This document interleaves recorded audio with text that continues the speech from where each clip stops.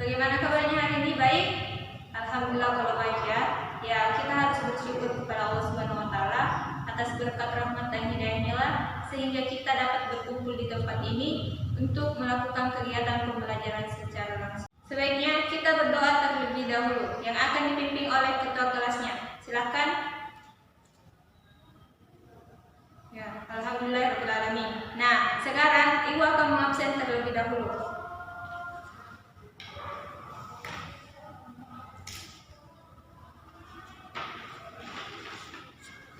Siapa yang tidak hadir hari ini?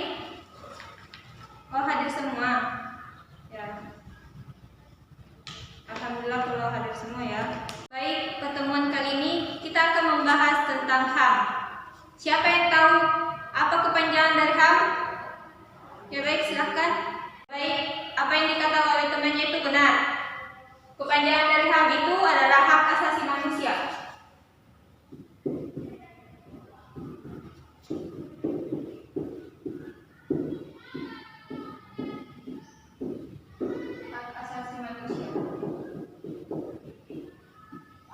Ya, sebelum kita lanjut dari materi ini, kita harus tahu dulu apa tujuan pembelajaran.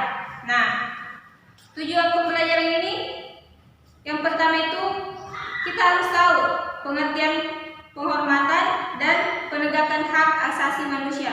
Dan yang kedua itu mengetahui apa itu macam-macam HAM di Indonesia. Nah, baik. Ada yang tahu apa pengertian dari HAM? Ya, baik, silahkan. Ya, betul apa yang dikatakan oleh temannya ya. Hak asasi manusia merupakan anugerah Tuhan kepada manusia yang diberikan sejak lahir bersifat universal, yaitu tidak mengenal batasan umur, jenis kelamin, negara, ras, agama, dan budaya.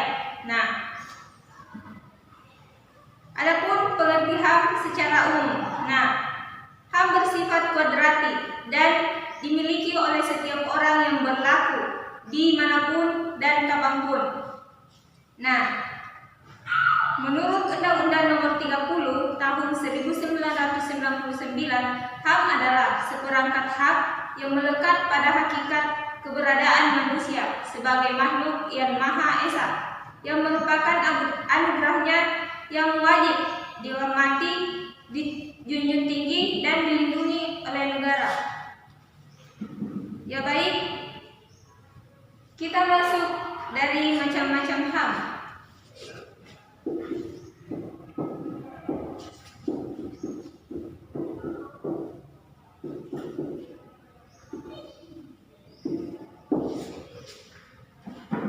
Macam-macam HAM itu terdiri dari beberapa, yaitu yang pertama hak asasi pribadi,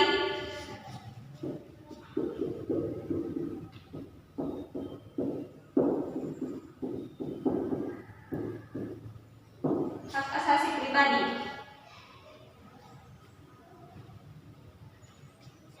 di mana hak asasi ini yang dimiliki oleh seseorang. Nah, sedangkan yang kedua itu hak asasi politik.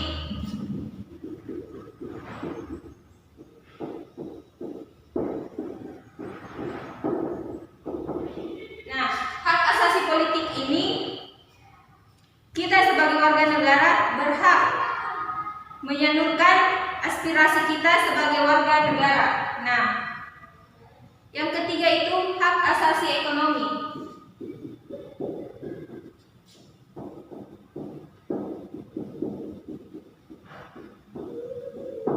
Di mana hak asasi ekonomi ini merupakan hak kita sebagai warga negara di bidang ekonomi, artinya kita boleh mengembangkan ekonomi supaya ekonomi kita itu maju dan berkembang.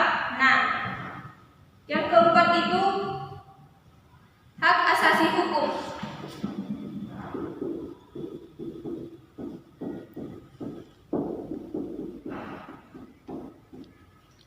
Nah, hak asasi hukum ini kita berhak memiliki perbedaan perlindungan hukum. Nah, yang kelima itu hak asasi sosial budaya.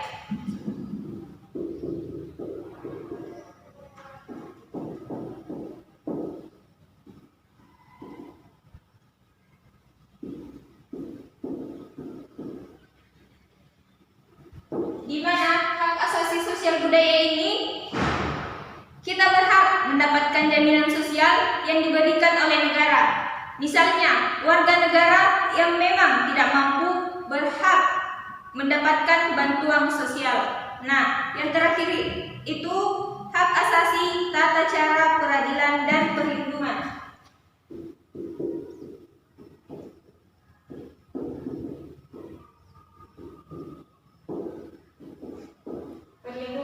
Nah, hak asasi ini jadi di sini warga negara taat berhak mendapatkan bantuan hukum dan perlindungan hukum dari negara. Ya, sampai di sini ada yang mau bertanya? Ya, kalau tidak kita lanjut dari pembahasan selanjutnya, yaitu ciri khusus HAM. Ciri khusus HAM itu yang pertama ada hakiki, universal, permanen, dan tidak dapat dibagi. Nah, ada yang tahu apa itu hakikat? Ya baik, silahkan. Ya, hakikat itu ada pada diri kita sebagai makhluk ciptaan Tuhan Yang Maha Esa. Nah, yang kedua itu universal, berlaku setiap orang tanpa pandang bulu. Jadi setiap pun ini berhak untuk mendapatkan hak ini, baik kaya, miskin, pejabat maupun bukan pejabat. Jadi mereka memiliki hak universal. Nah, yang ketiga itu permanen. Permanen ini tidak dapat dicabut. Semua manusia itu hidup, jadi hak ini tidak dapat diganggu-gugat. Nah, yang terakhir itu tidak dapat dibagi. Semua orang, artinya di sini berhak mendapatkan. Contohnya hak sipil, hak sosial, dan hak budaya. Nah,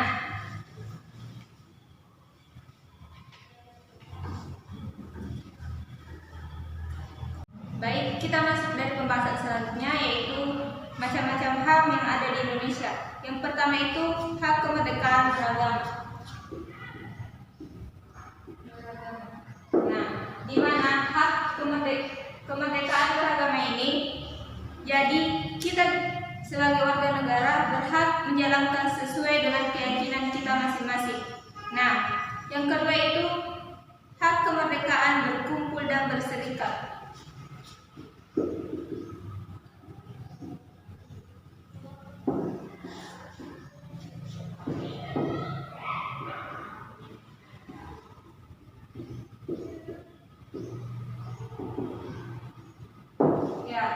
Di mana hak kemerdekaan berkumpul dan berserikat ini merupakan hak kita untuk berkumpul, berorganisasi, tidak perlu dilarang. Nah, selanjutnya kita masuk dari nomor 3, yaitu hak kemerdekaan atas diri sendiri.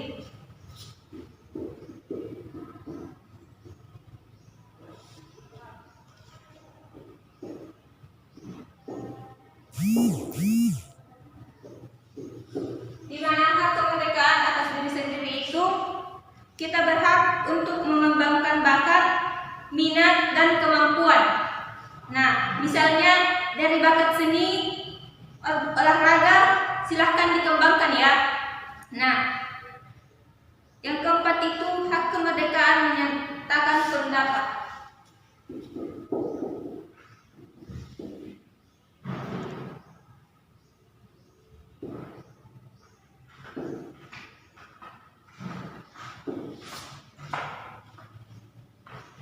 Di mana kita berhak menyatakan pendapat sesuai dengan Pancasila, yaitu sila keempat. Ada bermusyawarah, mufakat, jadi di situ kita bisa berhak mengeluarkan pendapat apapun yang tidak bertentangan dengan hukum dan negara. Nah, yang terakhir itu hak kemerdekaan pikiran dan pers.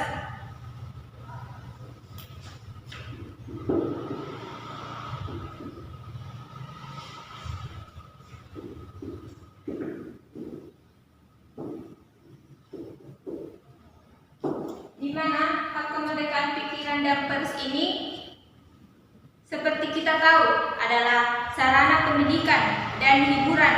Jadi, hendaklah pers hal yang aktual dan yang dilarang dari sikap pers ini adalah mencuri, misalnya menyiarkan bukti tanpa fakta, sehingga dapat memicu perselisihan antar masyarakat.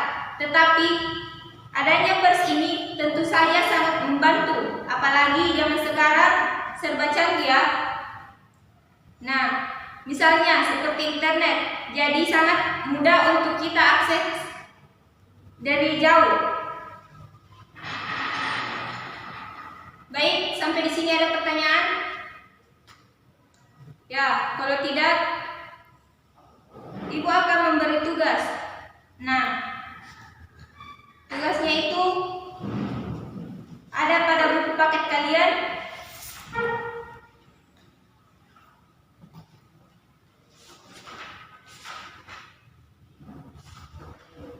Buka buku paketnya di halaman 110. Nah, di sana